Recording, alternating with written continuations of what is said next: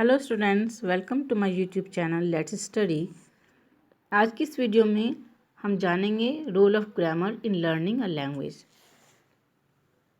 इसमें meaning of grammar, perspective and descriptive grammar, importance of teaching grammar, objective of teaching grammar, formal and informal grammar and methods of teaching grammar को हम इन सब points को हम discuss करेंगे।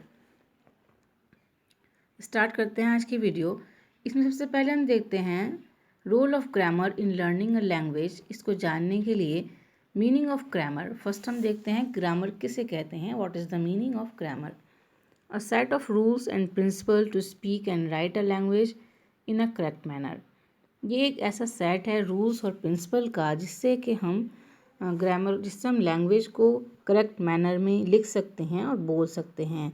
सही तरीके से लिखना और बोलना सिखाती है हमें लैंग्वेज, किसी भी लैंग्वेज को grammar.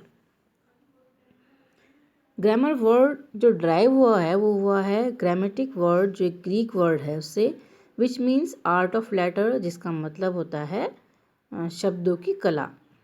Grammar is also called the backbone of the language. First देखते हैं हम, there are two types of grammar, perspective grammar and descriptive grammar. जो पर्सपेक्टिव ग्रामरियंस हैं उनका मानना है consider grammar to be a set of rules for the proper use of language.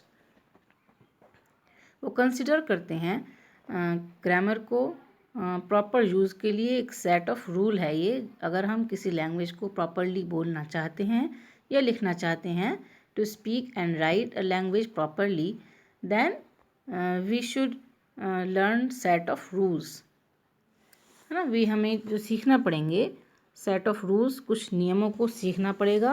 उन नियमों के सेट को हम ग्रामर कहेंगे।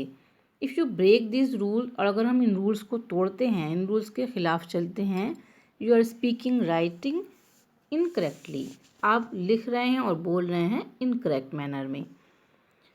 ये मानना है पर्सपेक्टिव ग्रामर का। नेक्स्ट हम देखते हैं descriptive grammarians. Descriptive grammar as it is used by actual speaker of a language.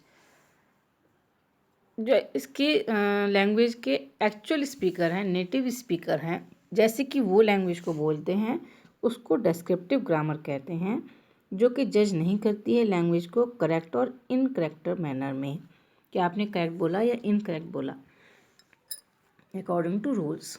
Importance of teaching grammar. Teaching grammar, grammar को पढ़ाने की क्या इंपॉर्टेंस है, क्यों पढ़ाई जाती है grammar? First point is grammar is behind the logic of a language.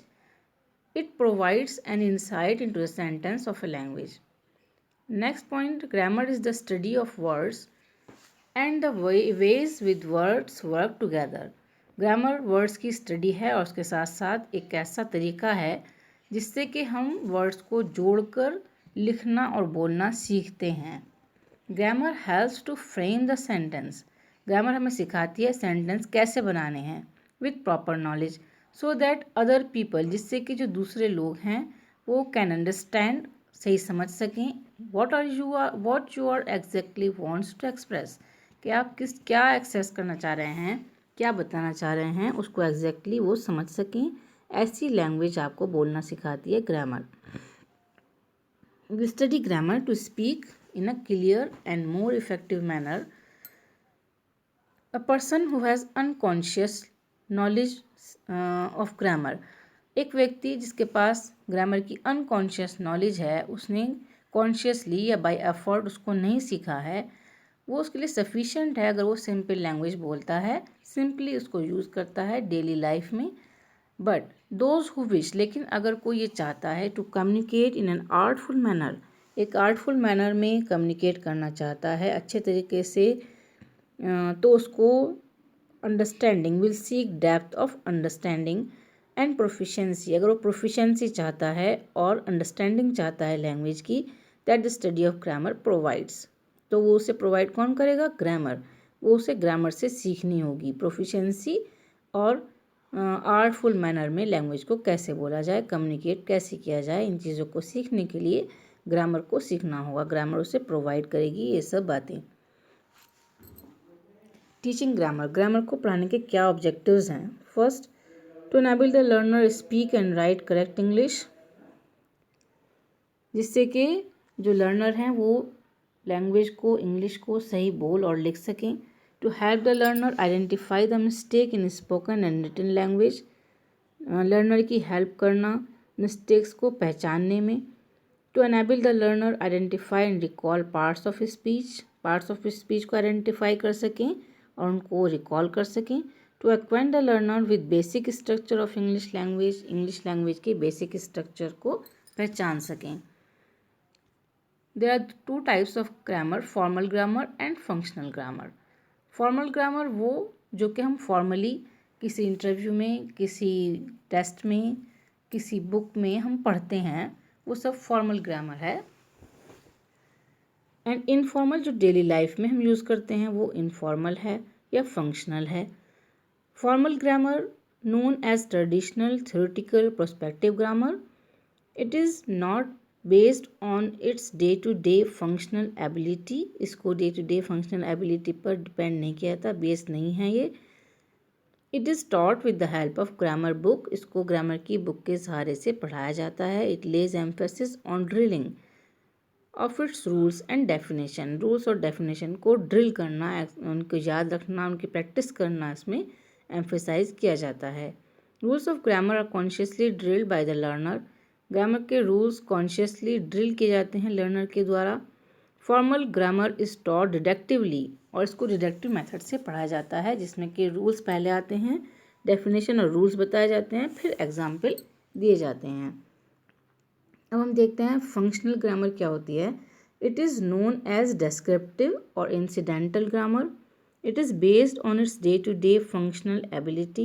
It is not taught as a separate subject. इसको हम किसी separate subject के तौर पर नहीं पढ़ते हैं, but along with the graded readers. जो भी हम बुक पढ़ते हैं, जो भी composition या story या कोई reading book जो भी हम करते हैं उसमें उसके सहारे से इसको पढ़ाया जाता है। It lays emphasis on drilling of use of grammar. इसमें यूज़, ग्रामर के यूज़ पर जोर दिया जाता है, रूल्स पर नहीं दिया जाता। Rules of grammar are acquired unconsciously. Grammar के रूल्स एक्वायर किए जाते हैं अनकॉन्शियसली बाय द लर्नर। जब वो कुछ सीखते हैं, पढ़ते हैं, इंग्लिश को बोलते हैं और लिखते हैं, तब अनकॉन्शियसली ही रूल्स सीख जाते हैं। Functional grammar is taught inductively. इसको हम इंडक्टिवली पढ़ाते हैं। एग्जाम्पल्स आर गिवन फर्स्ट, पहले एग्जाम्पल दिए जाते हैं and then rules are set, और उसकी बेस पर रूल्स को सेट किया जाता है। नेक्स्ट हम देखते हैं methods of teaching grammar. Teaching grammar के कौन कौन से मेथड हो सकते हैं। These are important methods of teaching grammar. Deductive methods of teaching grammar, this method is called the traditional method of teaching grammar. ये मेथड ट्रेडिशनल मेथड कहलाता है टीचिंग का, जो बहुत पुराने ज़माने से चला आ रहा है। Deductive method, by this method, in this method, इस मेथड में टीचर क्या करता है, रूल्स को एक्सप्लेन करता है, बच्चों को बताता है रूल्स ग्रामर के, and an example are given to fix that particular rule, और फिर उसके बाद उस रूल को, उस पर्टिकुलर रूल को फिक्स करने के लिए एग्जाम्पल देता है, जिससे कि बच्चों के जहन में रूल्स बैठ जाएं। This method is monotonous and unnatural method of learning.